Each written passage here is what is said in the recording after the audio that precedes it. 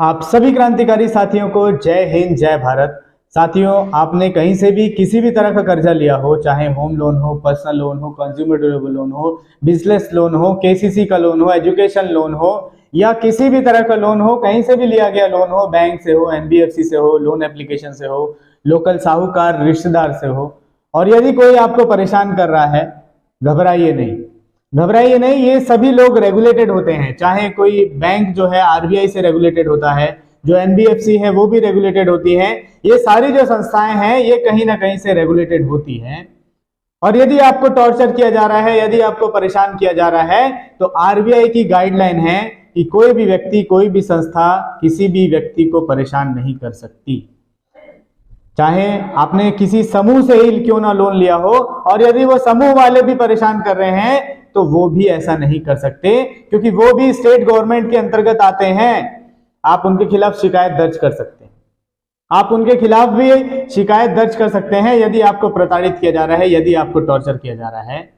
आज आपकी कंडीशन नहीं है, हम समझ रहे हैं, चूंकि हम राजनीति के विद्यार्थी हैं, जैसा मैं राजनीति का विद्यार्थी हूं, मैं समझ रहा हूं, हमारी पूरी संगठन, हमारी पूरी टीम समझती है कि भारत देश के लोगों की आर्थिक स्थिति आज कमजोर हो चुकी है।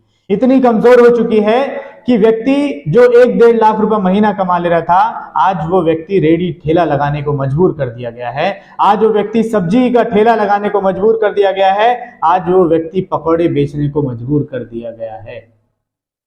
जिसकी बड़ी बड़ी दुकानें हुआ करती थी, जो बड़े बड़े व्यापारी वर्ग हुआ करते थे, आज वो व्यापारी वर्ग दिहाड़ी मजदूरी भी काम कर रहे हैं।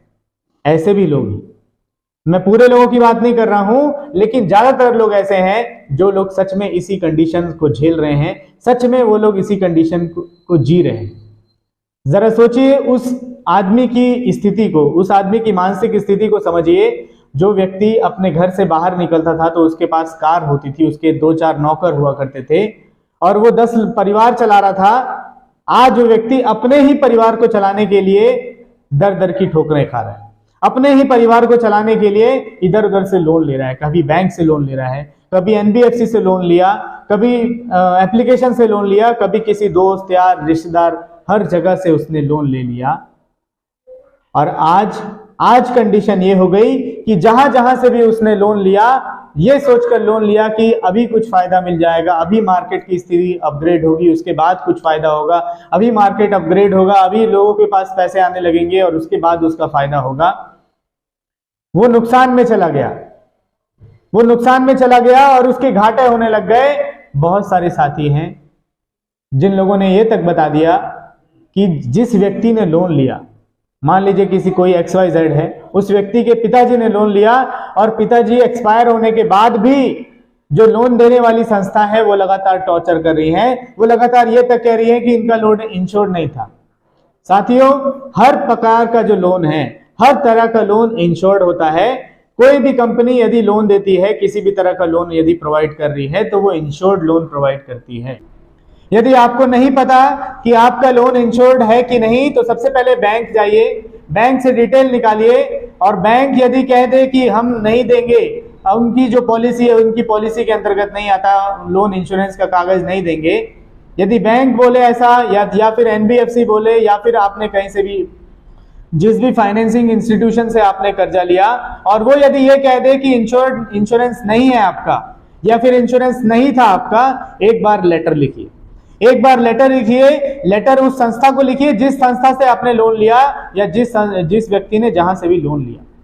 यदि वो संस्था मानती है, यदि वो संस्था देने को राजी है, तो उस संस्था से आप लेटर लीजिए, उस संस्था से इंश्योरेंस की पॉलिसी लीजिए और खुद चेक करिए, खुद अपने डॉक्यूमेंट को चेक करिए कि आपका लोन इंश्योर्ड है कि नहीं। यदि वो संस्था देने से इनकार करती है, यदि कोई बैंक देने से इनकार करती है, तो insurance regulatory development authority of India IRDAI में इसकी शिकायत दर्ज करें।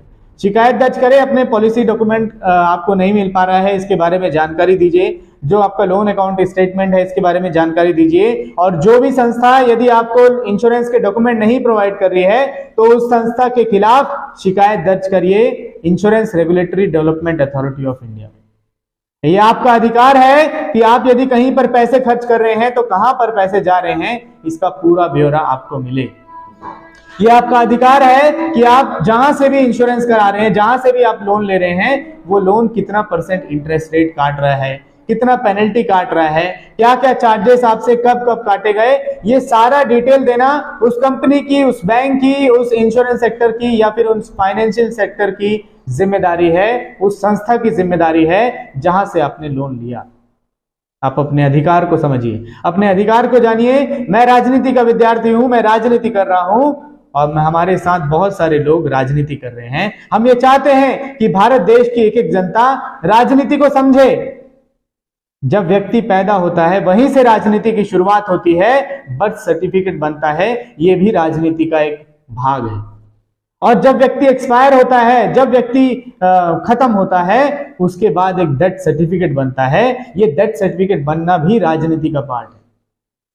तो आपके पैदा होने से लेके आपके मरने तक का जो सफर आप जिसमें तय करते हैं, वो तय कराने वाली राजनीति है। तो आपको राजनीति को समझना होगा, आपको आगे आना पड़ेगा, आपको हमारी सभी चीजों को साथ देना पड़ेगा। जो भी आपको लगता है कि ये जायज है, जो भी आपको लगता है, यदि आपको लगता है कर्ज मुक्त भारत अभियान जायज है, यदि आपको लगता है कि आज भारत देश की स्थिति ऐसी हो चुकी है कि लोग आज कर्जे के दलदल में फंस चुके हैं, और यहां भारत देश का मतलब सड़कें नहीं है, भारत देश का मतलब भारत देश के आम नागरिक हैं, चाहे वो महिला हो, पुरुष हो, बच्चे हो, बुजुर्ग हो, हर कोई।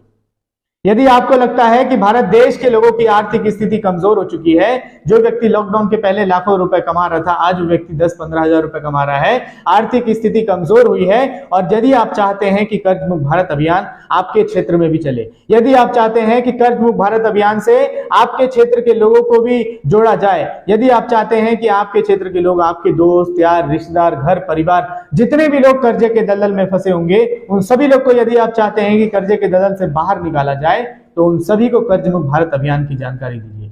उन सभी को जानकारी देना ये आपका दायित्व है, क्योंकि आप उन सभी को डायरेक्ट जानते हैं। हो सकता है कोई व्यक्ति आपसे ना जुड़े, लेकिन जब इस वीडियो को देखेगा तो उससे भी इन्फ्लुएंस होगा। काफी लोग कमेंट करते हैं, काफी लोग इंस्पायर होते हैं, काफी लोग ये चाहते हैं कि कर्ज मुक्त भारत अभियान चले, काफी लोग हमारे साथ वॉलंटियर के रूप में काम कर रहे हैं।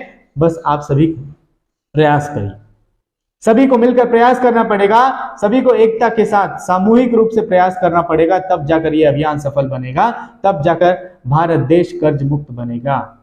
और मैं ये कहता हूं कि कर्जे की समस्या का केवल एक ही समाधान, कर्ज मुक्त भारत अभियान। कर्जे की समस्या का केवल एक ही समाधान, कर्ज मुक्त भारत अभियान। कर्जा एक समस्या है और कर्जा एक जाल है साथियों।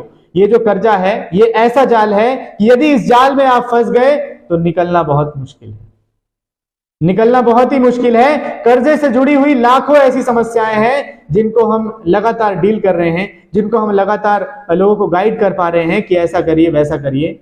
साथियों, और कोई संस्था बताने वाली नहीं है। हम राजनीति से जुड़े विद्यार्थी हैं, राजनीति के लोग हैं, हम जरूर आपको गाइड कर पा रहे हैं, जरूर आपको बता पा रहे हैं, लेकिन प्रयास आप सभी को करना पड़ेगा।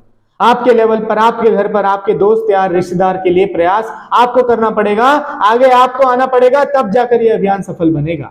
यदि चाहते हैं कि यह अभियान सफल बने तो जितना ज्यादा हो सके अपने दोस्त यार, रिश्तेदार हर जगह पहुंचाए, कर्ज मुक्त भारत अभियान की जानकारी दीजिए। कर्जे से जो भी पीड़ित आज जूझ रहा है, कर्जे की वजह से जो भी संस्थाएं आज औने पौने दाम इंटरेस्ट रेट वसूल रही है, जो भी संस्थाएं आज पेनल्टी वसूल रही है, जो भी संस्थाएं लोगों को टॉर्चर कर रही है, इनकी शिकायत दर्ज करिए। यदि आपको लगता है कि आपके साथ गलत हो रहा है, यदि आपको लगता है कि आपको बताया नहीं जा रहा है और आपके साथ जो पैसे लिए जा रहे हैं वो कहाँ जा रहे हैं, इसके बारे में भी आपको जानकारी नहीं दी जा रही है, तो इसके लिए भी शिकायत दर्ज करिए, प्रयास करिए, साथ मिलकर काम करेंगे और कर्ज मुक्त भारत अभियान को सफल बनाएंगे। जय हिंद, जय भारत।